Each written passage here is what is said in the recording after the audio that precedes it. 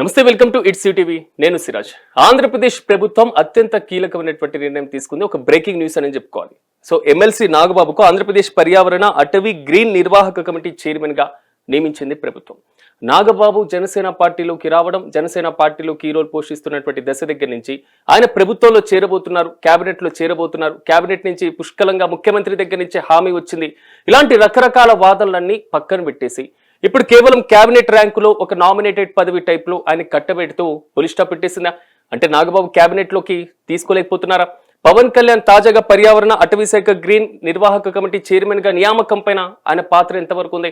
ఇప్పటికే ఆ శాఖకు మంత్రిగా సోదరుడు పనిచేస్తున్నారు. ఇప్పుడు ఈయనకేమో కేబినెట్ ర్యాంకులో కీలక చైర్మన్ పదవి ఇచ్చారు. అసలు ఏం జరుగుతుంది ఆంధ్రప్రదేశ్ రాజకీయాలు? ఇదే అంశంపైన మనతో పాటుగా విశ్లేషణ చేయడానికి రాజకీయ విశ్లేషకులు కేఎస్ ప్రసాద్ గారు అందుబాటులో ఉన్నారు. ప్రసాద్ గారు నమస్తే.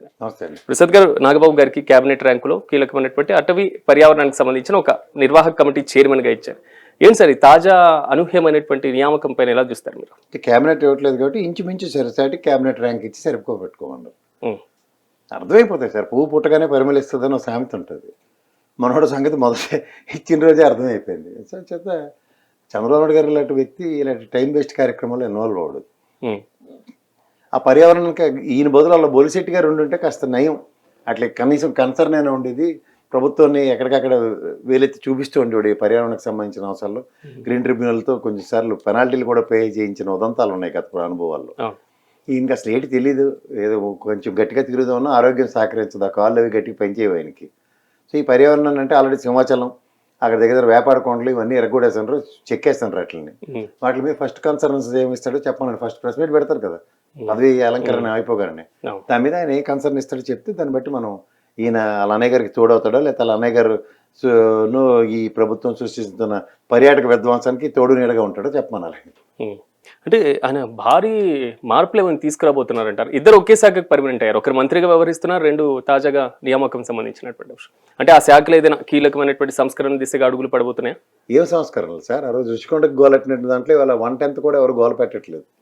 సింహాచలం పరిసర ప్రాంతాల్లో జరుగుతున్నవి. సో ఇవి పర్యావరణానికి సంబంధించిన విషయంలో చెట్లు కొట్టడం ఇలాంటివన్నిటి మీద ఇన్స్టెంట్ రియాక్టివ్ మోడ్. తర్వాత ఇసుక ఈ చెరువుల్లోనూ నదుల్లోనూ తవ్వుతూ ఉంటారు చూడండి, రిడ్జెస్ పెట్టి మరీ కొట్టేస్తున్నారు.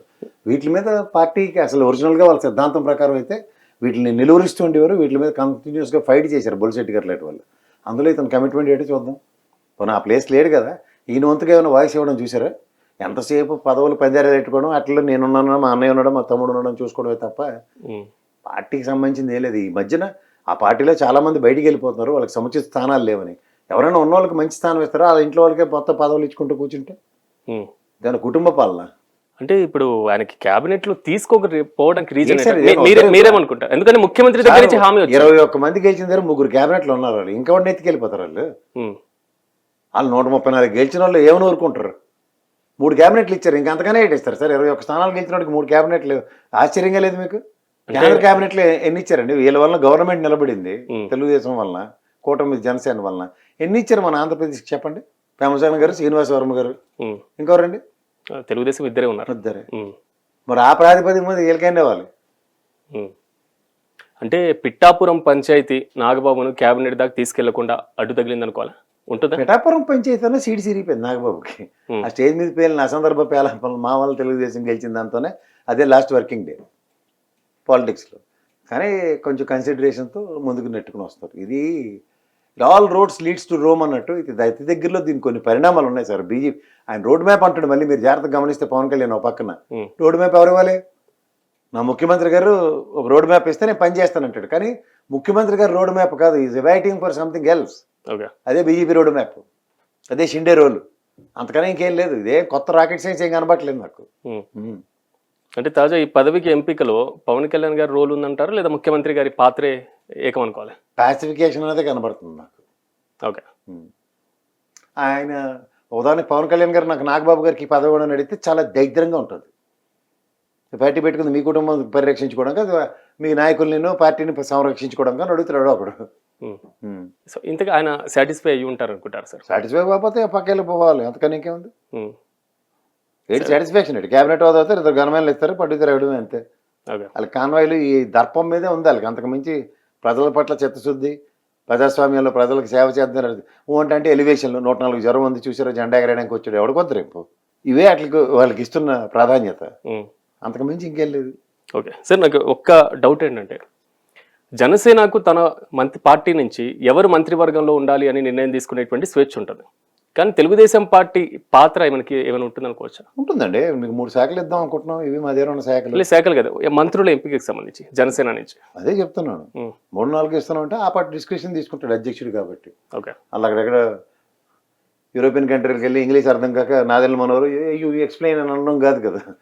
అధ్యక్షుడు నువ్వే కాబట్టి ఎవడెవడో పేర్లు చెప్పమంటారు. తప్పదు, అబ్లిగేషన్ ఎంటర్టైన్ అవుతుంది. ఓకే, చంద్రబాబు దగ్గర చాలా స్ట్రాటజికల్ ఈక్వేషన్స్ వేసుకుంటారు సార్, సామాజిక వర్గాల ఈక్వేషన్స్.